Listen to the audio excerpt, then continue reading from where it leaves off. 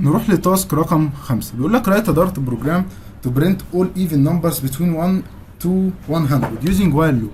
يعني هو عايزني اطبع كل الايفن نمبرز اللي هي كل الارقام اللي بتقبل الاسم على 2 من 1 لغايه 100. جميل. واستخدم الوايل لوب. تعالى كده نشوف في الفيجوال ستوديو بتاعنا بتعمل ازاي. اول حاجه هنا هو قال لي استخدم الوايل لوب، فجميل. الاول هعمل انت اي، جميل، واديها قيمه مثلا 1. جميل. واقول له وايل الاي اصغر من او يساوي ال 100. كده هو هيلوب على لغايه يعني الاي من اول 1 لغايه ال 100 لغايه ما تبقى ايه بتساوي 100. جميل. وكل مره في كل iteration هتبقى الاي بلس بلس.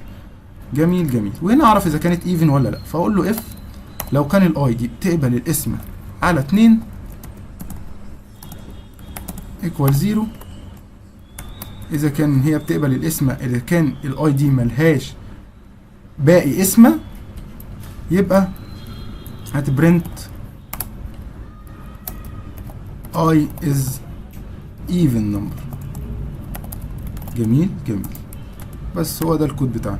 نيجي هنا نرن، هجيب لك كل الايفن 198 40 42 كل دول ايفن نمبرز بتوين ايه بتوين رقمين. جميل جميل. بس احنا كده خلصنا التاسك ده.